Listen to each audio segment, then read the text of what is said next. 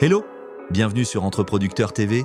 On aide les beatmakers et les producteurs à devenir de vrais entrepreneurs du son. Si t'es nouveau ici, pense à t'abonner, à liker et à activer la cloche. Je te rappelle que tous les FLP, presets vocaux, packs et playlists, ils sont dans le premier lien en description. Et maintenant, attache ta ceinture, tu vas découvrir un speedrun légendaire qui a retourné le rap game français. C'est parti! Le 23 septembre 2023, Werenoi remplit le Zénith de Paris. La veille, il sortait son EP Telegram 2 et explosait les compteurs. 2 millions de streams en 24 heures. Ce qu'on va te raconter aujourd'hui, ce n'est pas juste une success story. C'est une stratégie de l'ombre, une montée fulgurante et une fin tragique qui a choqué tout le rap game. Mais attends, tu savais qu'il y a seulement 2 ans, quasiment personne ne connaissait ce nom? Avant 2021, aucune trace de lui dans les interviews, les médias ou les freestyles. Juste un nom, Jérémy Bana Ohana, et une apparition furtive dans un clip des Lams en 2018. Pas un sourire, une attitude glaciale, un mystère total. On sait juste qu'il avait déjà de l'argent, beaucoup d'argent, trop peut-être. Les rumeurs parlent de business obscur, de relations dans la rue, mais rien de concret. Silence radio, jusqu'à ce fameux 3 février 2021, il balance son premier clip. Sujet classique, rue, argent, drogue, mais il frappe fort. SCH et Fianso sont dans le décor. Un mois plus tard, la Ligue sort. Le morceau explose, 30 millions de vues. Single d'or. Et là, c'est clair, Werenoi ne fait pas les choses à moitié. Il vise le sommet. Mais balancer un hit, c'est une chose. Le transformer en vraie carrière, c'est un autre niveau. Et Werenoi va prouver qu'il a une stratégie bien huilée. Peu après, un événement surprend tout le monde. Son projet fuite avant sa sortie. Les sons se retrouvent illégalement partagés sur TikTok. Un cauchemar pour tout jeune artiste. Sauf que la viralité est instantanée. Les auditeurs s'enflamment.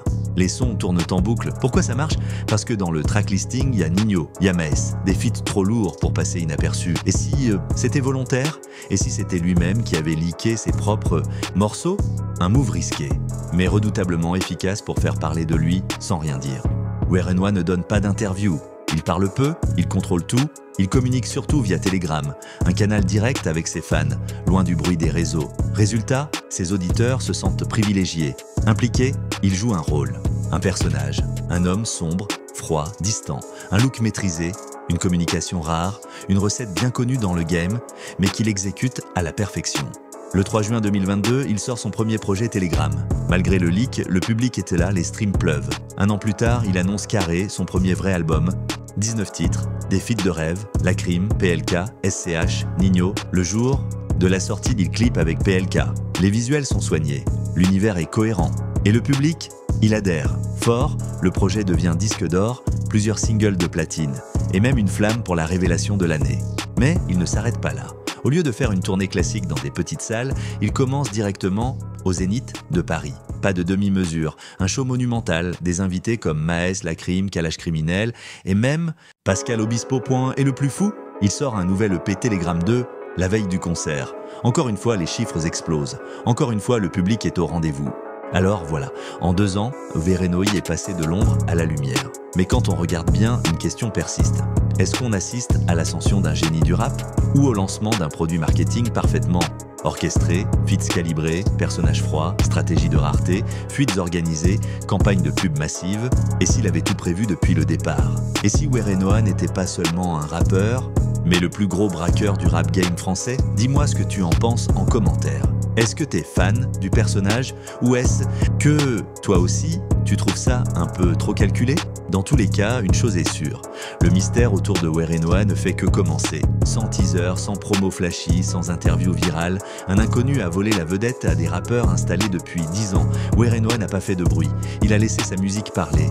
Et en 2 ans, il est passé du néant à des millions de streams, épaulé par des titans comme Freeze Corleone et Nino. Werenoi, c'est d'abord un mystère. Issu de Montreuil dans le 93, il n'a pas suivi le chemin habituel des rookies. Pas de freestyle Planète Rap, pas de réseaux sociaux omniprésents. Il débarque avec des sons sombres, des mélodies presque lancinantes et une voix qui accroche immédiatement l'oreille. Mais au-delà du style musical, c'est sa stratégie qui interpelle. Il reste flou, pas de visage clair, très peu d'interviews, un compte Instagram presque vide. Cette posture énigmatique volontairement détachée crée une curiosité.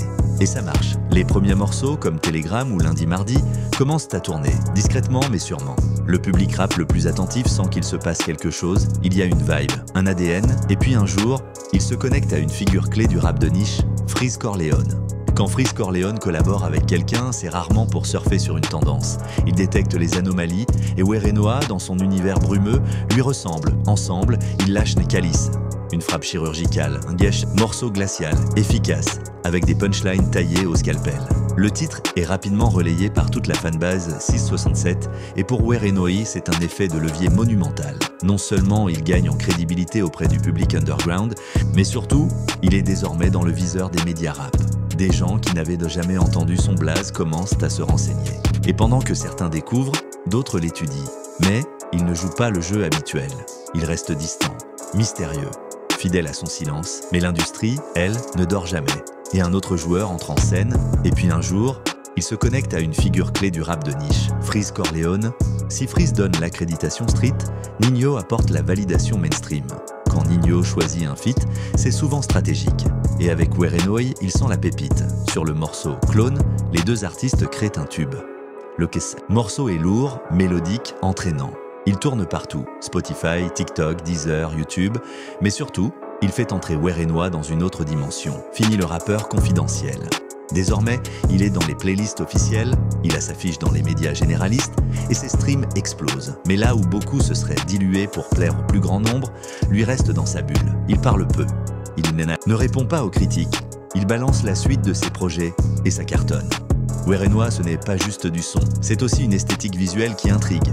Ses clips sont léchés, souvent sombres, parfois flous, toujours énigmatiques. Il ne veut pas qu'on voit trop, il veut qu'on ressente. Son clip « Télégramme » est un exemple parfait. Caméra épaule, ambiance froide, mise en scène minimale mais pesante. Tout ça participe à la création de son personnage. Un homme discret mais omniprésent dans l'ambiance. Il se crée une mythologie à lui tout seul. Comme si chaque son, chaque clip ajoutait une pièce au puzzle. Et ce puzzle, personne ne peut encore le finir. Il est incomplet, volontairement. Et ça, c'est ce qui maintient l'intérêt. Mais à ce stade, tout succès attire les projecteurs mais aussi les critiques. Collaborer avec Freeze Corleone, ça ne passe jamais inaperçu. Le 667, c'est puissant, mais aussi controversé. Accusations de propos sensibles, boycott, censure, et Werenoa est alors entraîné malgré lui dans cette tornade des journalistes fouillant ses textes. Certains l'accusent de surfer sur l'underground sans en assumer les conséquences. Mais une fois de plus, il reste muet. Il ne s'explique pas, il ne justifie rien, et paradoxalement, c'est ce silence qui le protège. Les fans, eux, restent fidèles, parce qu'ils sentent que le personnage est sincère, cohérent. Ce n'est pas un rôle, c'est une posture artistique, mais alors que tout le monde le voyait déjà comme la future tête d'affiche du rap français, l'impensable se produit. Les timelines explosent, les DM fusent, les médias hésitent. Mais la confirmation tombe. Werenoa est mort. Pas d'informations précises, pas de communiqué officiel. Juste des rumeurs, des témoignages flous et une immense tristesse. Le choc est total. Personne ne comprend. Pas à ce moment-là. Les hommages affluent. Gims, Kalash Criminel, SDM, tous publient des messages bouleversants. Les fans laissent des milliers de commentaires sur ces clips. Certains parlent d'un départ volontaire. D'autres évoquent des tensions ou des pressions. Mais dans tous les cas, Werenoa, l'artiste, le fantôme de Montreuil, n'est plus là. Ce qu'il laisse derrière lui est énorme. Une discographie courte mais marquante, des collaborations puissantes et surtout, une ambiance que personne ne savait créer comme lui. Des sons comme Pas les mêmes, Enchères ou encore Télégramme sont déjà considérés comme cultes. Des beatmakers décortiquent son style. Des rappeurs s'en inspirent. Des fans créent des montages posthumes. Il aura été là peu de temps, mais il aura marqué le rap comme Pelon. Fait. Et peut-être que c'est ça la vraie définition d'un artiste. Il est arrivé sans prévenir. Il a frappé fort et il est reparti trop vite. Mais ce que Werenoa a accompli en à peine 2 ans, peu d'artistes peuvent s'en vanter. Il a su combiner l'authenticité brute, la vision artistique et les connexions stratégiques. Il a braqué l'industrie sans jamais faire de bruit. Si cette histoire t'a parlé, pense à liker, t'abonner et activer la cloche. Tous nos presets, projets FL Studio, packs de drums et samples sont dans le premier lien de la description. Merci d'avoir suivi. Cette vidéo, c'était Entreproducteur TV. On aide les producteurs à devenir des entrepreneurs. À très vite